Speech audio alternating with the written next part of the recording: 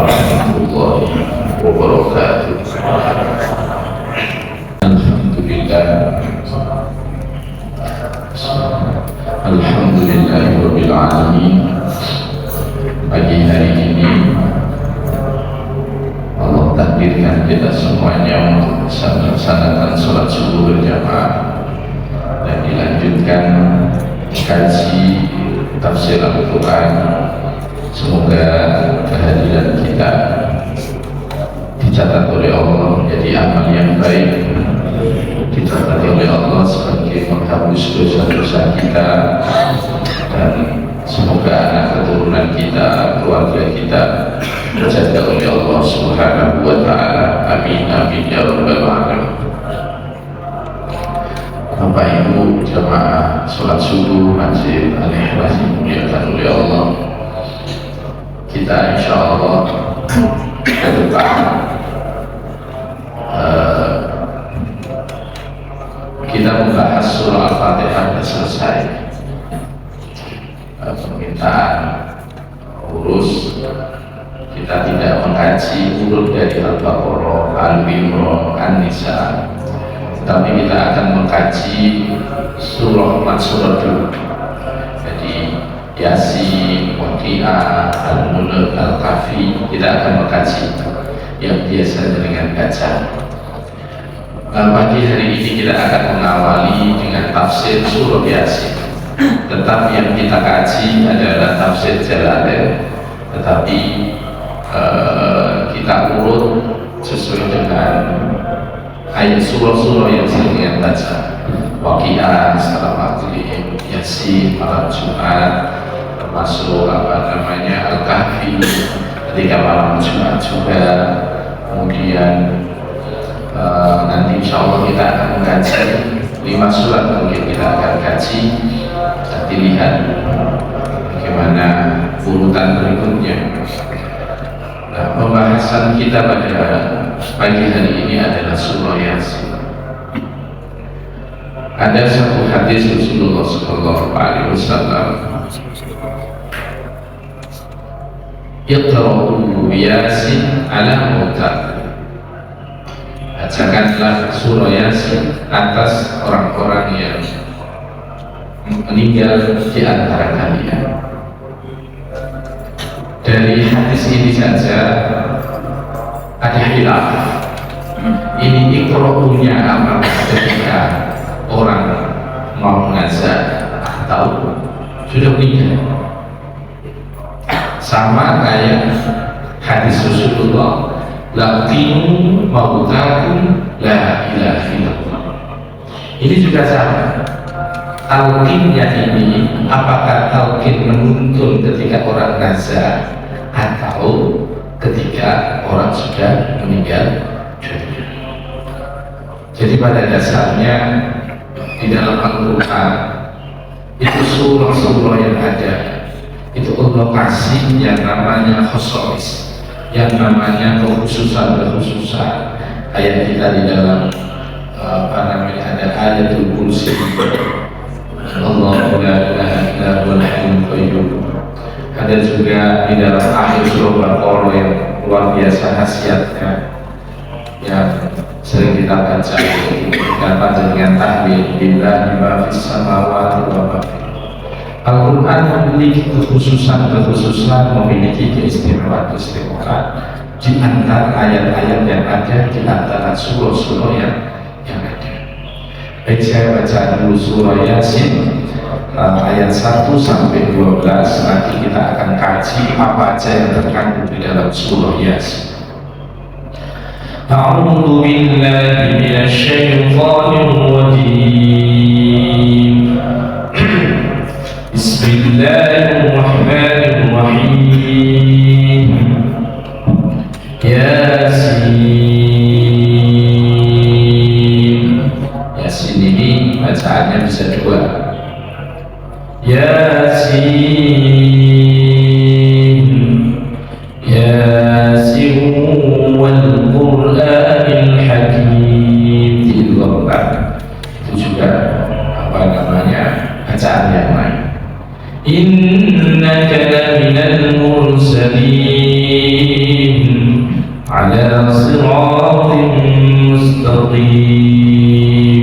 Ada juga kayak bacaannya Imam Kumbul itu ala siratim mustaqim, bukan sor tetapi ala siratim mustaqim. Tanzilal azizir rahim. Ada juga yang baca Tanzilul azizur rahim, itu bacaannya selain Imam Amir, Imam Hafiz, Imam Hamzah, Imam Kisai sama Imam Khalaf. Jadi dalam qiraat sab'ah ada perbedaan bacaan-bacaan, termasuk Tanzilul azizir rahim dibaca Tanzilul azizur rahim. تنذر قوما ما أنذر آباؤهم فهم غافلون لقد حق القول على أكثرهم فهم لا يؤمنون إنا جعلنا في أعناقهم أغلالا فهي إلى الأذقان فهم مقمحون وجعلنا من بين أيديهم سدا ومن خلفهم سدا.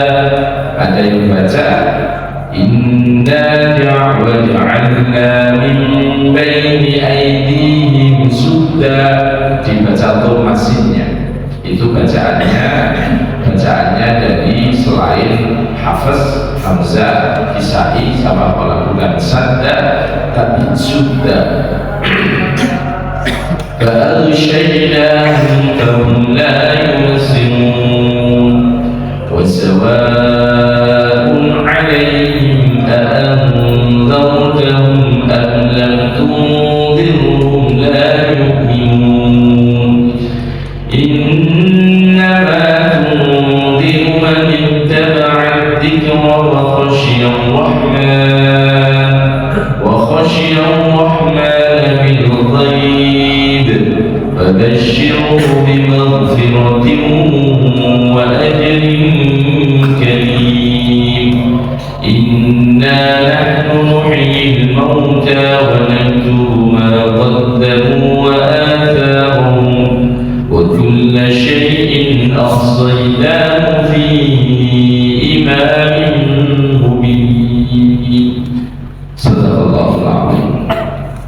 Jadi kalau kita bicara surah Yasin utawi surah Yasin iku makiyatun bangsa makiyah. Surah Yasin ini termasuk jenis surah yang makiyah, turun sebelum hijrahnya Rasulullah. Maka nanti di surah Yasin ini kita akan banyak membicarakan tentang akidah, juga kaitannya dengan kekuasaan nanti di surah Yasin kita akan bahas. Awila qawlahu wa idha qila lahu anfiqu, utawa kejaba gawe Gusti Allah wa idha qila lahu anfiqu al-ayat terus sira ing iki ayat. Aw madaniyah utawa bangsa madaniyah. Ada juga yang berpendapat bahwa surah Yasin ini bukan makiyah tetapi madaniyah. Maka kalau kalian perhatikan cara penulisan tafsir Jalalain, Imam Jalaluddin Asyuyuti, Imam Jalaluddin Al-Mahalli, ketika ada perbedaan beliau menyebutnya. Ini menjadi pelajaran kepada kita dalam memahami agama. Ketika kita menemukan perbedaan-perbedaan di antara para ulama tafsir tentang bahwa ini makiyah apa madaniyah, itu Imam Jalaluddin Asyuyuti itu menyebut kedua-duanya, tapi beliau itu punya tipe penulisannya. Kalau beliau cenderung yang pertama makiyah, maka makiyahnya ditulis dulu, tapi yang beliau tidak cocok, yang beda dengan ulama yang lain, tetap beliau tulis. Ini namanya amanah ilmiah. Amanah ilmu itu harus disampaikan. Tidak bisa kemudian kita ini yang kita cocok kita sampaikan, yang tidak cocok kita sembunyikan. Dalam hal apa? Ya termasuk panjenengan ketika urusan baca surah Yasin malam Jumat ada hadisnya wonten, termasuk maca surah Kahfi di wonten. Jadi sing maca Al-Kahfi yo dan sing maca Yasin yo ya benar. Dan itu harus disampaikan dan tidak diajarkan oleh Imam Jalaluddin As-Suyuti. Ketika ada dua pendapat bahwa surah Yasin itu makkiyah atau madaniyah, dia menyebutnya atau madaniyah atau madaniyah. Tetapi yang beliau kecenderungannya kemana? Maka beliau sebut di awal surah Yasin makkiyah itu. Tapi beliau tidak menghilangkan yang berpendapat bahwa madaniyah surah Yasin itu madaniyah. Ini kisah panjenengan ngaji, panjenengan mempelajari sesuatu yang di situ ada perbedaan, ya jangan disampaikan biar masyarakat itu tahu, orang awam itu tahu, oh iya ternyata ada yang seperti ini, oh alasannya ini. Ya kayak tadi yang saya sampaikan dalam memahami hadis Iqra'u Yasin ala mautakum, ini apakah membacanya ketika orang lagi nazar dalam artian sakit apa, kayak mungkin kita melihatnya ini sudah waktunya kemudian baca Yasin, atau baca Yasinnya setelah dia wafat yang biasa jenengan kalau kirim doa. Maka perbedaan sudut pandang itu yang kemudian kita harus mengedukasi. Saya sampaikan contoh kecil saja dan itu ada di lingkungan kita. Sahabat Anas bin Malik, beliau meriwayatkan bahwa ini sudah kita singgung kemarin. Beliau meriwayatkan bahwa Shallaitu ma'a Rasulillah wa Abi Bakrin wa Umar wa Utsman. Kata beliau, aku ini sholat bersama Kanjeng Nabi, ya pernah sholat sama sahabat Abu Bakar, ya Umar, ya Utsman. Tidak pernah mendengar Rasulullah, sahabat Abu Bakar, Umar, Utsman ketika sholat membaca suratul Fatihah, membaca basmalah. Anas bin Malik jenengan mau menyangka Anas bin Malik ini sahabat yang umur 10 tahun sudah mondok sama Kanjeng Nabi, dan beliau mondok ke Kanjeng Nabi itu mulai umur 10 tahun sampai Kanjeng Nabi wafat di Madinah, berarti 10 tahun, berarti ibaratnya awal kan Kanjeng Nabi 10 tahun dan dia adalah abdi dalam Kanjeng Nabi, sehingga Pak Sanda yang nyiapin air wudhu, yang kemana-mana menyiapkan tongkatnya Kanjeng Nabi. Tapi ada sahabat yang juga dekat sama Kanjeng Nabi, ya santri ini Kanjeng Nabi, namanya Abdurrahman bin Saur atau Abu Hurairah. Abu Hurairah ini menyampaikan bahwa idza qara'tumul Fatihah, ketika kamu baca Fatihah, fabda'u bi bismillahirrahmanirrahim, maka awali dengan bismillahirrahmanirrahim. Maka dari sini ini diambil oleh Imam Madzhab Syafi'i, Madzhab Hambali, bahwa bismillah itu ayatun min ayati suratil Fatihah. Coba dia perhatikan, Abu Hurairah dia masuk Islam tahun ke-7 Hijriah, tapi intensitasnya bersama Rasulullah itu luar biasa, namanya al-mudawamah, mulazamah. Jadi tiap hari sama Kanjeng Nabi jamaah ya jamaah, ngaji, perang ya perang. Cuma berapa tahun, 4 tahun, tapi menjadi perawi terbanyak nomor 1. Jadi kan terus mau mengatakan bahwa Anas bin Malik salah, Abu Hurairah yang benar, atau sebaliknya dia mengatakan Abu Hurairah yang benar, Anas bin Malik yang salah. Ya perbedaan seperti itu yang kemudian kita patut pahami bahwa memang sahabat itu modelnya macam-macam. Ada yang ketika dilihat Kanjeng Nabi, Kanjeng Nabi rukuknya tidak begitu, takbirnya tangannya tidak begini, tapi begini. Oh enggak, Kanjeng Nabi pernah takbir tangannya begini, dijulurkan tanpa dilipat. Itu sahabat itu melihat dengan versi yang berbeda dan berdasarkan yang pernah dilihat kemudian disampaikan. Bahkan dalam fikih itu luas sekali. Kayak contoh mengangkat tangan. Mengangkat tangan dalam urusan sholat itu hukumnya sunnah. Yang wajib itu adalah takbirnya. Allahu Akbar itu termasuk rukun sholat. Tapi mengangkat tangan, raf'ul yadaini 'inda takbiratul ihram wa 'inda takbiratul intiqal. Mengangkat kedua tangan ketika takbiratul ihram, mengangkat kedua tangan ketika panjenengan mengucapkan takbir ketika panjenengan takbir intiqal. Jadi setelah baca surah ke ruku, i'tidal, sujud, itu semua sunnah. Bahkan yang namanya mengangkat tangan seperti ini juga hukumnya sunnah. Seandainya ada orang sholat tangannya tetap jejengan ini kita bisa. Dan pemahaman seperti itu yang harus kita tiru dari Imam Jalaluddin As-Suyuti. Jadi beliau mengatakan bahwa Yasin ini adalah surah Makkiyah. Tapi ada beberapa materinya. Cintani itu ono loro wasamanu nalan loro apa nih ayat jumlah ayatnya ada 82 ayat. Yang tahu ini betul nih Yasin ono loro. Pokoknya dibaca pada ini. Pokoknya dibaca. Yasin Allahu a'lamu bi muradihi.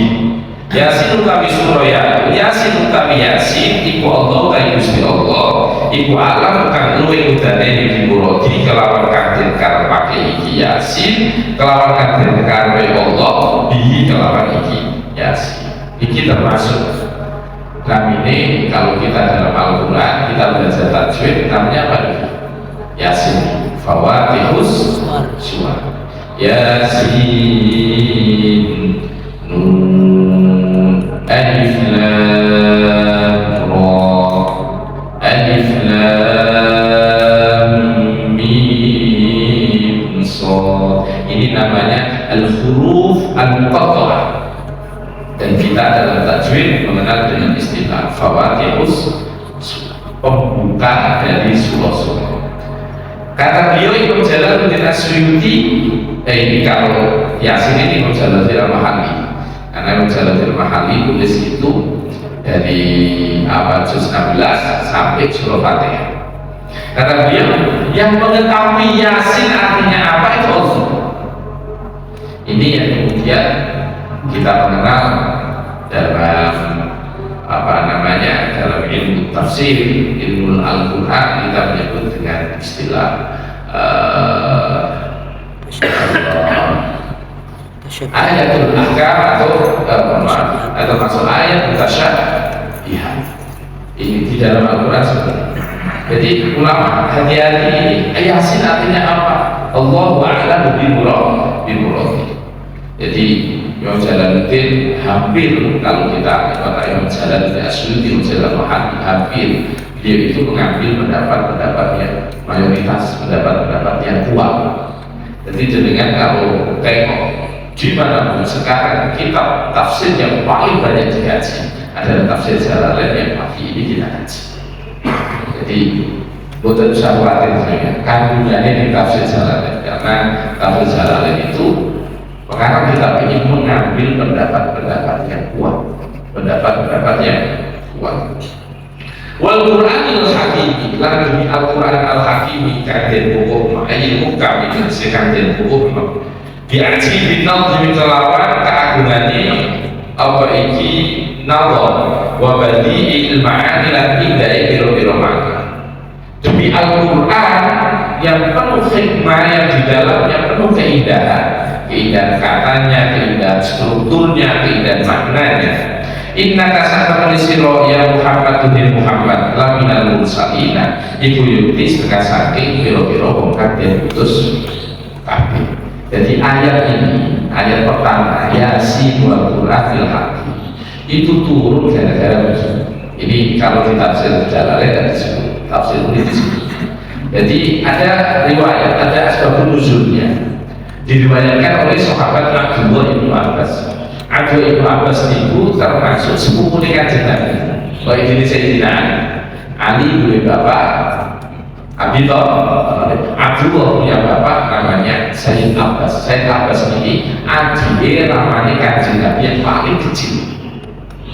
Usianya tidak jauh sama Kanjeng Nabi, paman, tapi usianya cuma selisih 2 tahun. Punya anak namanya Abdullah. Lah Abdullah ini yang didoakan sama Rasulullah, Allahumma faqihhu fid din wa 'allimhu fit ta'wil. Ya Allah, pahamkan anak kecil ini paham tentang agama dan pahamkan dia dalam mentakwil Al-Quran, dalam mentafsir Al-Quran. Ini Abdullah Ibnu Abbas. Sahabat Abdullah kan Nabi itu sahabat macam-macam. Kalau Abdullah Ibnu Abbas, kalau Abdullah Ibnu Mas'ud, itu sami pakar Quran sedang. Dia menceritakan bahwa Kanjeng Nabi itu pernah sholat membaca surat Sajdah. Jadi Kanjeng Nabi pernah surah Yasin ini gara-gara turunnya ayat 1, gara-gara Kanjeng Nabi itu pernah sholat baca surah Sajdah.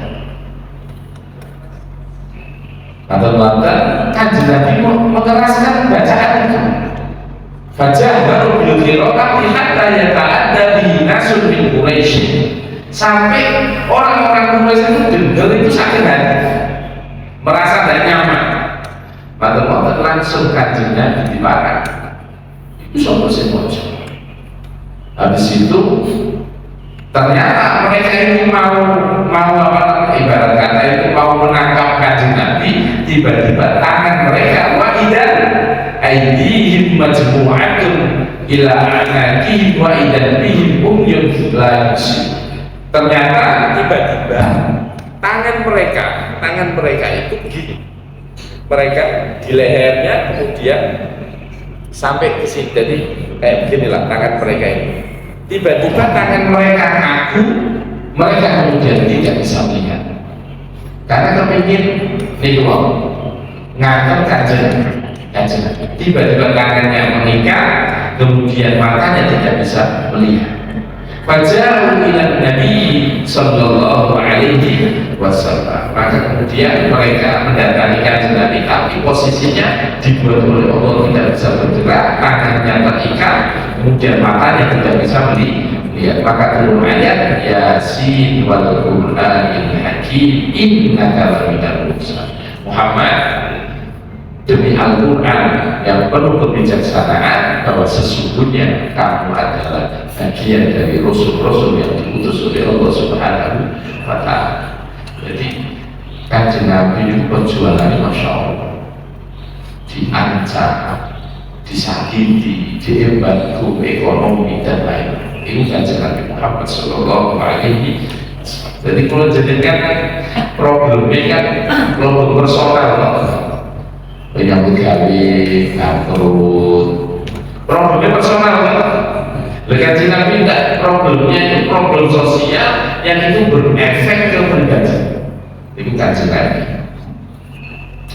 Ala siratin utawi ala iku muta'alliqun gumantung bima kelawan lafal qablahu kang dalam satu niki ala siratin tegese dalan mustaqimin kang Aitonikin Abiya ini kesedalannya piro-piro nabi qoblaka ing dalam satu sira Muhammad atau fidinya tali tauhid wal mudalah. Itu jalan yang ditempuh Rasulullah itu sama dengan Rasul-Rasul sebelumnya, yaitu jalan perjuangan tauhid dan memberi petunjuk sebagai jalan petunjuk untuk orang-orang. Makanya semua nabi, mau Isa, mau Musa, yang dikasih oleh Allah Injil, yang dikasih oleh Allah Taurat, jalannya itu sama, at-tauhid, mengesahkan. Makanya sampai Quran itu tapi dosa itu bisa disepuluh kalau usia sing boten sadar setunggal sirik. Prinsipnya itu dosa yang zina, dosa yang nyolong, dosa yang mateni wong, semua diampuni oleh Allah. Yang susah diampuni oleh Allah itu syirik. Ajaran para nabi semua ajarannya adalah ada thariqul mustaqim. Thariqul mustaqim itu apa? Yaitu tariqil anbiya rupanya nopo at-tauhid. Kita kalau Fatihah kemarin ihdinas siratal mustaqim, pentafsirannya apa? Siratal ladzina an'amta alaihim, jalannya orang-orang yang telah Allah nikmat. Siapa itu? Al-anbiya was-shalihin wasyuhada. Itu jalan kita itu jelas Pak, panduannya itu jelas. Jalan kita yang lurus itu apa? Jalannya para nabi, para syuhada, para orang-orang soleh. Apa itu? Tauhid. Itu jalannya, tidak ada lagi.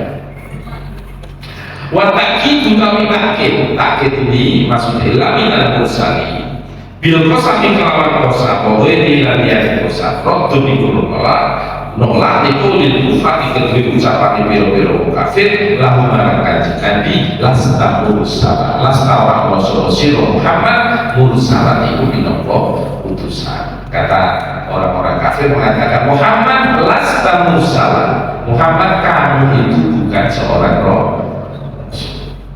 Coba bayangkan Pak, orang tidak bisa baca, tidak bisa tulis, tapi bisa mengucapkan ayat suci Al-Quran yang bagi mereka. Kemudian kanjeng Nabi dituduh sebagai penyair, kanjeng Nabi dituduh sebagai dukun, kanjeng Nabi dituduh macam-macam. Ini orang tidak sekolah, tidak punya guru. Guru manusia tidak ada pernah sekolah. Kalau kita ini kan juga definisi orang itu pakar apa? Oh dia tahu tentang agama. Oh iya dia tahu sekolah di sini, dia tahu mondok di sini. Jangan tiba-tiba merasa sekolah jasa arsitek atau bangunan. Oh iya dia pernah sekolah di sini. Oh dia kalau tidak sekolah dia pernah belajar ikut sama orang yang pengalaman tentang itu. Seperti itu. Dan kan Nabi tidak didetek dari mana-mana, tiba-tiba dia memproklamirkan bahwa dia adalah seorang rasul. Maka diprotes sama orang-orang kafir. Muhammad, ya Muhammad lasta mursal, Muhammad kamu itu bukan rasul. Maka dibela oleh Allah, innaka laminal muslimin, sungguh engkau Muhammad wis innaka tauhid, nurnya inna ini tauhid, lamnya lagi lamina itu tauhid lagi, innaka laminal mursal. Makanya Masya Allah kita ini beruntung jadi umatnya Nabi Muhammad sallallahu alaihi wasallam. Tanzil al-azizir rahim, utawi Al-Quran itu tanzil al-azizi diturunake dari karunia fi mulki dalam kekuasaan Gusti Allah. Ar-Rahim itu kang welas asih bi khalqi kelawan ciptaan Gusti Allah. Utawi lafal tanzil iku khobar mubtada dadi khobar mubtada muqaddar kang kira-kira ayil Quran tegese Al-Quran. Jadi asline tanzil al-azizir rahim iku tanzilul azizir rahim iku ono mubtada sing dimuqaddar yaitu Al-Quran tanzilul azizir rahim. Masalah ini jangan baca nahwu ono istilah terkait sing dimuqaddar dirahasiakno tetapi asline ono ditunduk semuanya ngeden-ngeden sira Muhammad bi kelawan Al-Quran. Ini peringatan sira Muhammad bi kelawan Al-Quran. Kauman kaum utawi lafal kauman iku muta'alliqun gumantung bitanzil kelawan lafal tanzil. Ma undiru kang durung den kei peringatan saka abah pira-pira nenek moyang iki kaum ailan yudaru tegese durung kei peringatan saka iki abah fi zamanil fatrah dalam zaman fatrah. Jadi Muhammad aku utus engkau untuk siapa? Untuk kaum, untuk orang-orang yang nenek moyang mereka ini belum pernah diberi peringatan. Lah siapa? Setiap nabi ada momen kayak Nabi Muhammad ke Nabi Isa ini kan hampir 600 tahun. Lah masa ini itu ada masa di mana orang tidak mendengar dakwah. Maka maksudnya kategori masa fatrah. Makanya ketika terjadi perdebatan apakah ibunya Rasulullah ayahnya Rasulullah ini yang sebagian ada yang mengatakan bahwa ya ibunya Rasulullah ya musyrik kayak orang jahiliyah. Maka ketika Rasulullah memohonkan ampunan dia tidak boleh.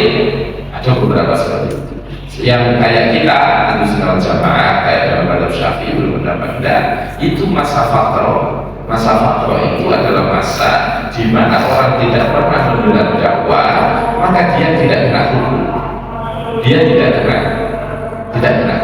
Nah itu masa fatrah. Di situ perdebatannya ketika kita bicara tentang ibu Rasulullah, ketika kita bicara tentang ayah Rasulullah. Tapi kan logikanya tidak keluar. Orang yang mulia tidak mungkin lahir dari rahim orang yang kemudian dikatakan kafir. Bukan Nabi itu mulia kosong lahir dari rahim kemudian kita mengatakan ibunya itu kafir. Lalu ini yang melahirkan, yang dilahirkan ini makhluk terbaik di dunia. Masa yang melahirkan ini orang kafir? Maka kita tidak sepakat itu bahwa itu adalah masa fatrah sehingga orang tidak kena hukum. Masa fatrah itu seperti itu. Ya kayak umpama di kita yang ada suku pedalaman tidak pernah mendengar apapun tentang dakwah, tentang apa. Ya dia kategori orang yang tidak pernah tersampaikan dakwah. Ya dia tidak kena hukum. Nah, orang yang kena hukum ini kan orang yang sudah pernah mendengar, kemudian dia tidak mau melakukan, itu kena hukum. Nah kan sama saja. Kalau panjenengan ada satu undang-undang, belum disosialisasikan, tiba-tiba kita melanggar, kita kena sanksi. Bagaimana ceritanya kita ajar kerumunan itu? Kan seperti itu. Nah, masa fatrah itu seperti itu. Antara Nabi Isa dengan Nabi Muhammad itu 600 tahun jalannya. Nah itu belum tentu, padahal kalau kita hitung jarak itu kan juga tidak terbentak dengan apapun. Ketika kita bicara dari Baitul Maqdis ke Mekah itu kan tidak melewati semua daratan besar dari Palestina, Yordan, Madinah, Mekah. Tapi bisa saja di momen itu orang tidak mendengar dakwah dari apa namanya yang semestinya mereka dengan, makanya di surah Yasin disebut litundiro qauman ma tundiro abahum, kamu memberi peringatan kepada kaum yang nenek moyang mereka belum pernah mendengar peringatan itu.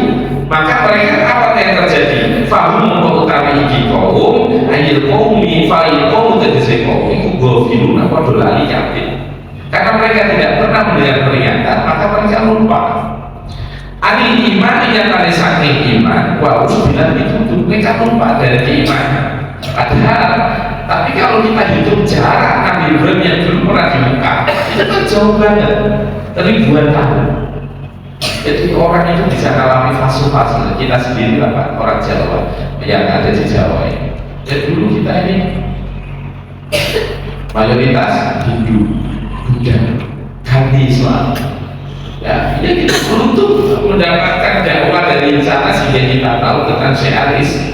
Dan sama ketika orang tidak pernah mendengar sedikit pun tentang dakwah Islam, maka ya dia kategorinya fatrah. Tapi ya kalau di era sekarang masa dengan kejadian teknologi itu kecil sekali. Kalau dulu masih sangat tinggi. Orang kalau tidak datang dia tidak tahu.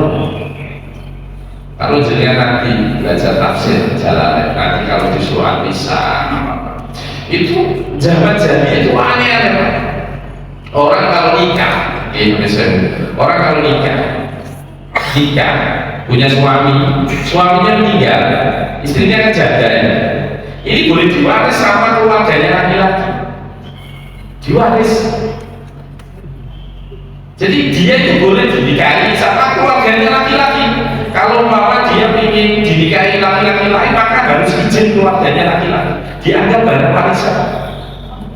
Sama Islam datang dirubah itu kebiasaan diwaris. Jadi tiang istri sing ditinggal oleh sejak ditinggal sama suaminya jadi janda, itu warisan bagi keluarga laki-laki. Dulu orang yang pernah dinikahi bapaknya itu boleh dinikahi sama anaknya. Dulu dulu masa ini boleh orang kalau pernah ibunya pernah dinikahi kemudian dia kok nikahi anaknya boleh tidak boleh selama dia pas nikah sama ibunya belum pernah dikumpuli. Ada orang nih sama-sama bawa anak janda sama muda nikah kemudian baru nikah pagi sore cerai belum pernah dikumpuli. Setelah 10 tahun tiba-tiba mantan suaminya ini dan anaknya yang bukan dari suami yang dulu itu tiba-tiba jatuh cinta senang nikah boleh selama ibunya belum pernah dikumpuli. Tapi beda kasus dengan mertua. Dengan ada orang nikah anaknya dinikahi habis itu pagi nikah sore cerai sore cerai maka selamanya ibu mertuanya ini haram dinikahi. Beda kasus sama tadi. Jadi kalau orang pernah dinikahi anaknya tanpa anaknya dikumpuli, kalau sudah terjadi akad nikah selamanya ibu mertuanya haram untuk dinikahi. Beda kasus kayak tadi, wong nikah bawa anak, nikahi lagi sedino, habis itu cerai. Setelah cerai, habis itu tiba-tiba setelah 10 tahun anaknya ini sama mantan suaminya jatuh cinta. Ini boleh dinikahi selama ibunya belum pernah dikumpuli. Tapi kalau ibunya pernah dikumpuli maka haram selamanya untuk paham ya? Nah zaman sebelum Islam ini boleh zaman semonten ya. Bahkan zaman sebelum Islam, zaman jahiliyah, laki-laki itu punya istri tanpa batas. Tanpa batas. Dan gimana zaman Kanjeng Nabi awal dakwah itu orang malu punya anak perempuan. Kalau logikanya kan tidak ketemu kalau dibayangkan sekarang. Padahal nak diarah itu siangin dulu. Larang itu kan dia suatu ngomong-ngomong ini kan. Potensi kemarin kalau kadang ngobrol kok pabrik rokok sini wego dok pabrik itu senengan ini sebabnya potensi berrot itu kecil. Nah mau itu mau ngelarang itu kan potensi ngelawan itu ada potensi ada terus gini itu potensi dia kalau itu pabrik apa ini sedikit palen itu orang itu paling bagian pokok. Jadi dulu Masya Allah seorang perempuan itu hina betul. Zaman Islam angkat belajar lidrijali nasibum mimma kasabu walin nisa'i nasibum mimma kasabu. Ya kalau belajar tentang harkat martabat perempuan diangkat oleh Islam itu disuruh Islam. Jadi dengan jalankannya yang kemudian Islam sekarang mengajarkan maksimal 4 dari dulu tanpa batas. Ya nomor coba.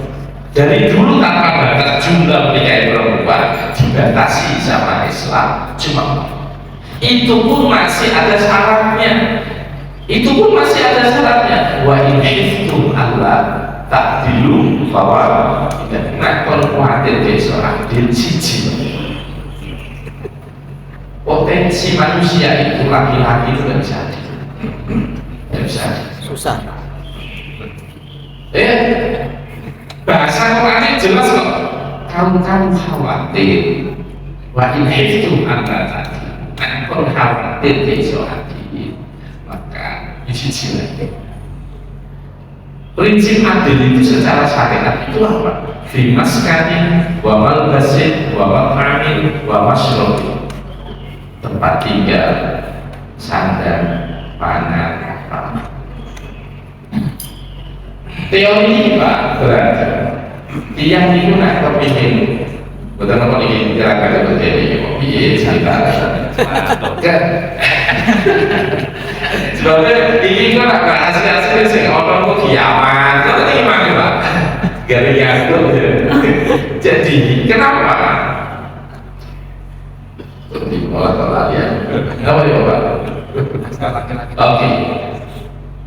Salah satu syarat diantaranya itu nakon khawatir dari adil satu saja. Nah, adil itu syariat yang dituntut itu hanya apa yang tampak, bukan rasa. Orang kalau ditanya istri satu, istri dua, istri tiga, rasanya sama, mustahil. Pasti ada kecenderungan mana yang lebih dicintai, mana yang standar, mana yang biasa. Itu pasti. Tapi syariat itu tidak menuntut itu. Yang dituntut syariat itu kondisi kiri pangan, iso nyepak panggo. Itu yang dituntut syariat. Kalau kamu di sana 3 hari, kamu harus sisi 3 hari. Kalau nyatanya di sisinya 3, ya harus dibagi jadi 3. Nah, manusia itu kecenderungannya itu tidak bisa seperti itu. Kalau kita tengok konsep orang ta'adud itu politik itu, maka sebenarnya secara di global syarat itu sugih. Gawe simpelnya itu sugih. Lah ya nopo gaji 5 juta bujuni telu piye cara dibagi duit. Ya sing ono protes.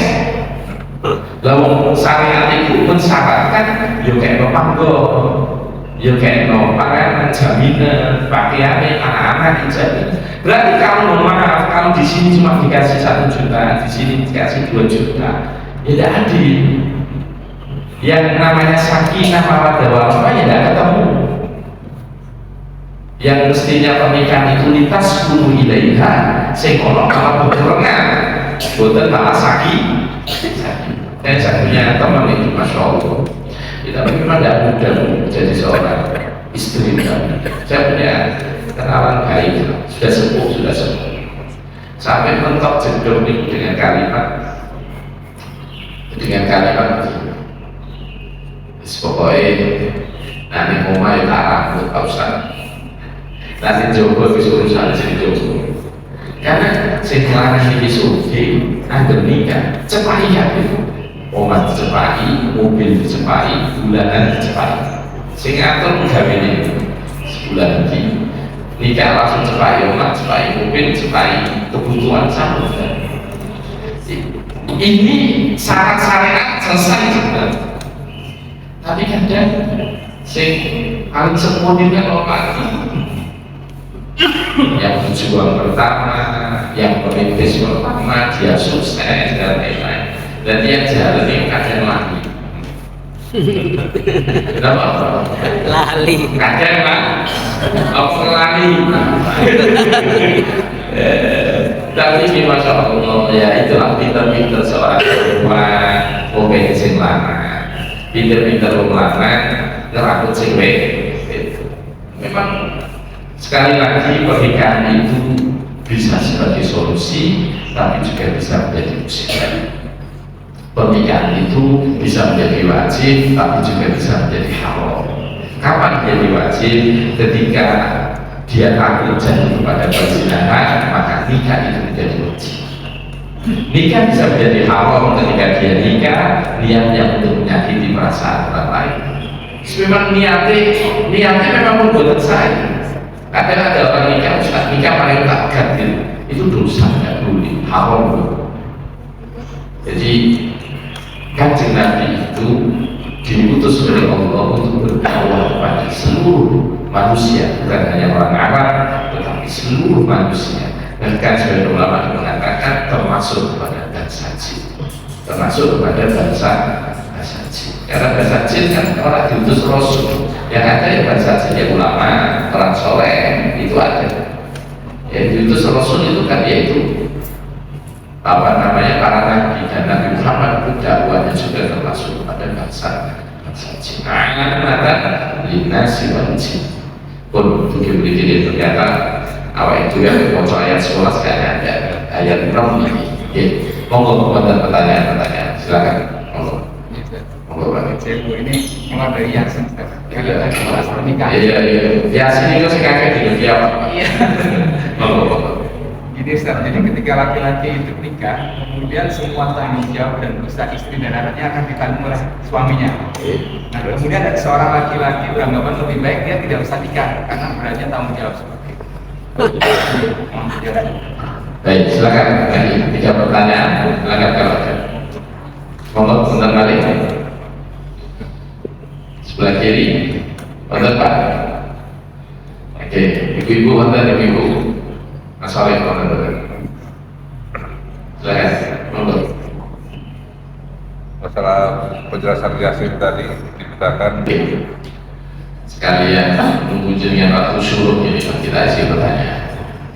Yang pertama, ada orang yang memiliki sudut pandang seperti ini. Katanya orang nikah itu anak istri menjadi tanggung jawabnya. Kata dia Pak ya, jadi tanggung jawabnya. Sehingga usahanya pun akan menjadi tanggung jawabnya kalau dia tidak bisa memimpin. Maka kemudian yang diambil adalah tidak nikah supaya tidak beban banyak-banyak. Saya ulangi, tidak beban banyak. Ini pulau sampai akan setunggal hadis Kanjeng Nabi. Ini kita tafsir Mulir. Di tafsir Mulir ini dijelaskan ya. Iki men wong sing gak belum nikah gara-gara pikiran ini pun anak dosa, bojo dosa, bali ning aku. Maka dia harus berpikir husnul. Ini hadis Kanjeng Nabi. Man sanna fil Islam sunnatan hasanatan. Barang siapa yang kemudian memberi contoh, memberi kebiasaan dalam Islam, contoh yang baik, kebiasaan yang baik, karena lalu ajruha wa ajru man amila biha ibadi, maka baginya pahala kebiasaan tadi dan dapat pahala dari apa yang dilakukan karena orang itu mencontoh kebiasaan. Begitu juga sebaliknya, wa sanna sunnatan sayyi'atan. Kalau kemudian ada orang kasih contoh yang jelek, kemudian orang lain nyontoh kejelekan itu, maka kita juga akan mendapatkan dosa. Nah, apa maksudnya di sini hadis? Mesti ini, nah aku duwe anak, duwe bojo, aku iso nuntut sing apik, maka yang ada nilai plus. Nilai plus. Kalau kemudian ketakutan nanti bahwa saya tidak bisa membimbing, ya kita sama saja sudut sama Allah. Jadi pada prinsipnya nikah itu, saya ulangi, pada prinsipnya nikah itu adalah perbuatan pada dasarnya. Wong nikah gak nikah kolek, boten terus gak nikah dosa. Tapi kan Nabi kan ngene contoh, aku itu ya nikah.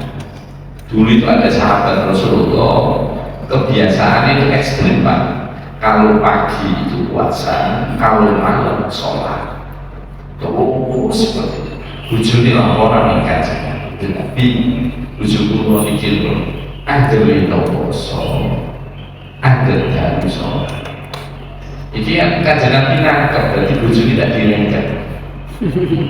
Ya orang tahu dicekel, gak tahu protes nih. Yang perempuan ini mantul sama kajian Nabi, Nabi saya punya suami kan, ditimbali kalian dengan seluruh buju, ditimbali, tahu kan seluruh didawi kajian. Aku ini yo poso buka, saya ini ya puasa ya berbuka. Saya itu ya tidur, saya itu ya menikah. Kajian Nabi terus ada orang yang punya prinsip kayak tadi ibadah, terus tanpa memikirkan sekelilingnya kayak tadi, kan seolah-olah egois kan bukan? Egois kan? Kajian Nabi terus kata, aku itu ya menikah, aku ya turu, aku ya makan, aku ya poso, ya buka. Maka kemudian kajian Nabi jauh. Sopo sing seneng karo sunahku, ya Kanjeng Nabi ya seneng. Sopo sing gak seneng karo sunahku, ya dia itu umat. Sunnah Kanjeng Nabi di antara itu nikah. Sunnah itu apa sih? Perilaku. Sunnah itu kan akwal, wa af'al, wa akwal, wa takrir. Sunnah itu apa sih? Sunnah dalam artian itu ucapan, tindakan, perbuatan, dan ketetapan Rasulullah itu sunnah. Kanjeng Nabi itu sunnahnya dalam bentuk perbuatan itu apa? Nikah. Berarti jaringan nikah sing asli ini perbuatan ubah iso oleh dari ganjaran sebab memang sunnah itu apa? Tidak lampai. Sunnah itu apa? Perilaku dari Rasulullah SAW. Jadi tapi jomblo dikolek jomblo selamanya itu boleh. Kita punya banyak ulama yang jomblo selamanya itu. Contoh Imam Nawawi. Sekarang kita sama sampai muslim. Sekarang kita menjadi solihin. Sekarang kita majmuk. Bikin madhab syafi'i jilid-jilid itu. Nah, karena sibuk dengan ilmu sampai buatan kau bernikah, sampai wafat. Apakah itu jelek? Tidak mesti. Tinggal apa alasannya tadi? Karena pada prinsipnya nikah itu al aslu fil asya al ibah. Nikah orang ini sejenis segala sesuatu itu pada dasarnya mubah, tapi nanti ini bisa jadi wajib, bisa menjadi sunnah, bisa menjadi haram, tergantung dari efek-efek sekeliling yang menentukan. Itu jadi baik. Yang kedua, kalau ya tiga lah, mulanya kan tiga ini. Yang kedua itu diwajibkan lagi. Baca Yasin. Oh iya, iki nak moco Yasin ketika proses nazar kan bersih dua itu juga mati gitu kan. Caranya pribadi gitu kan. Ya memang kalau kita mayoritas kalau kita bicara surah Yasin ya orang bisa wafat. Tapi memang ada pemaknaan bahwa prinsipnya sing jenenge Al-Qur'an kita baca apapun bergantung niatnya, itu prinsipnya, terutama Fatihah. Nah maka kok kira-kira jenengan kok menyinggung ini, ojo Yasin aku itu juga mati loh, berbeda waras juga mati. Maka niatnya yang jangan tunda. Ya Allah, kalau memang ajalnya sudah dekat, mudahkan. Kalau memang ajalnya belum waktunya, sembuhkan. Jadi niat jenengan harus itu, walaupun yang jenengan baca Yasin cocok, baca Yasin cepat mati. Lalu jujur itu pengen apa? Satu harus mati. Jadi doanya itu dirubah. Ya Allah, kalau memang dekat ajalnya mudahkan, kalau memang masih jauh sembuhkan. Itu doanya, baca apapun dengan niat seperti itu. Jangan kemudian Yasin cepat mati. Lalu pengen panas kepala itu kata dia ya ini pemahaman saja. Kemudian yang terakhir, yang ketiga kaitannya dengan hadis ini. Kalau betul apa hadis ini? Terus memang kalau sampai akhirnya. Jadi ini Quran apakah kita baca surah Yasin ini kalau bacanya sudah jelas hadisnya masyhur, kalau betul apa Yasin Kahfi itu kita disunahkan untuk membaca, sudah clear. Nah tadi kan ada kaitannya sama ngirim doa tadi, ya ngirim doa orang yang meninggal. Di antara para ulama kita ada dua pendapat besar kaitannya dengan ngirim bacaan termasuk dengan jamaah tahlil Yasin itu ada dua pendapat besar ulama kita. Pendapat yang pertama ini kaitannya dengan usul sawab, sampainya pahala. Sebagian ulama ngendikan wong maca Quran, maca Yasin, maca apa itu tidak sampai ke mayit. Dengan maca Yasin biasanya dengan Yasinan ila hadrati ya tetap kami haturkan bacaan ini atau kami bacaan ausin sawaba ma qara'na minal Qur'an wa ma halalna wa ma Allahumma ausin sawaba ma qara'na minal Qur'an wa ma halalna wa ma sabbahna wa astaghfarna wa sallaina. Sebagian ulama ada mengatakan ini tidak sampai. Ini yang dilakukan kalau di Indonesia oleh saudara-saudara kita, teman-teman kita yang Muhammadiyah, di Salafi, di Al-Irsad itu berpendapat baik tidak sampai. Mau kamu baca ayat kursi, mau baca Yasin, mau baca apa, kamu hadiahkan kepada orang yang wafat tidak sampai. Ya. Dalam madhab Syafi'i boten sing jenenge maca kalimat thayyibah, membaca Al-Qur'an itu sampai kepada si mayit. Sampai kita baca apapun itu sampai. Nah, di antara alasannya, saya lagi, di antara alasannya adalah kayak kita ini sama-sama punya alasan. Kayak kita lewat kabar, kita disuruh mengucap assalamualaikum ya ahladiyah minal muslimin wal muslimat wal mu'minin wal mu'minat antum salafuna wa inna insyaallah bikum lahiqun Allahumma ighfir lahum warhamhum wa'afihim wa'afihim. Kita disuruh mengucapkan salam orang yang ada di makbar, kita bahkan mendoakannya, berarti kan sampai. Maka itu diantara dalil yang dipakai bahwa membaca kalimat thayyibah, ucapan-ucapan yang baik itu bermanfaat untuk si mayit. Tetapi kalau yang tidak sepakat, loh itu kan doa, bukan baca Al-Quran, beda. Itu kan doa. Itu kan ampuni mereka ya Allah, sayangi mereka ya Allah, kasih keselamatan untuk mereka, kasih ketenangan di kuburnya. Itu kan doa, bukan baca. Itu. Jadi itu monggo yang ini sih. Tapi pada prinsipnya membaca Al-Quran kayak dengan mungkin orang tua meninggal, dan wafat, baca khataman Quran, itu berarti kalau dia ngajar itu dengan ikut pendapat ulama yang mengatakan bacaan Al-Quran itu sampai. Bagi yang nggak berpendapat ya tidak usah tahlilan. Kalau orang tutup kok orang tutup. Dan kalau pengen lo asli itu pilih lah, itu nak mati langsung dulu. Kalau saya habis mati langsung. Masalahnya habis mati di telepon betul caket. Saya mati di telepon caket ya alhamdulillah. Lah tapi tutup orang. Dia tutup dah. Iya tutup. Ya enak kan. Cuma memang begini, Kanjeng Nabi itu pernah membuat perumpamaan. Jadi orang itu yang kenapa kok bahwa apa-apa yang dilakukan oleh orang yang telah meninggal, kemudian segala hal kebaikan yang diberikan kepada mereka, kenapa kok sampai? Itu yaitu tidak mengangkat Tuhan dan kota lalu ina bicara sodakotin jariyatin awin min yuntafabi awalatin solehin ya sudah itu teorinya sebenarnya.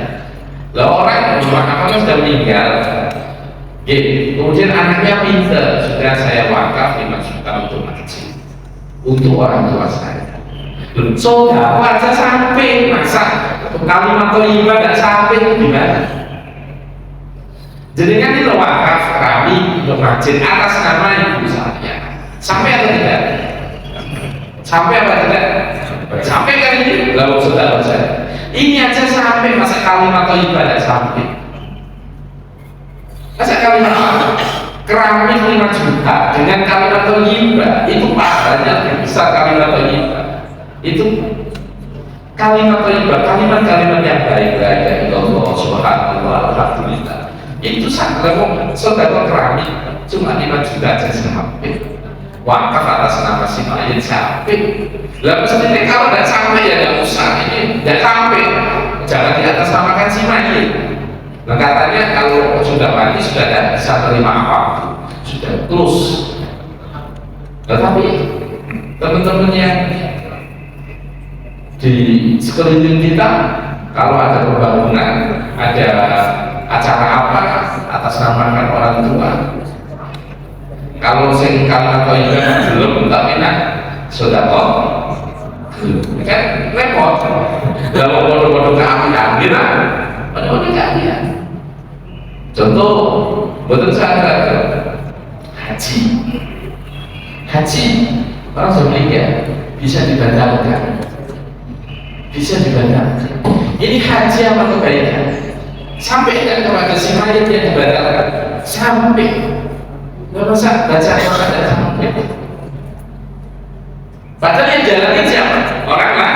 Bahkan anaknya minta tolong dibatalkan ibu saya. Sampai nggak? Orang kalau bilang nggak sampai nggak mungkin hadisnya sore. Kanjeng Nabi pernah ditakoi ya sahabat. Oleh karena orang tua pernah kamar haji dari situ ke sisi situ, nopo sing lapai haji tuntas, no paling lupa kono haji kan bu, untuk sama. Ya, apa namanya? Apa itu? Logika itu yang mestinya harus dibangun. Oh alasannya itu logis juga. Lalu jadi, sabun mungkin barokah. Al-Fatihah.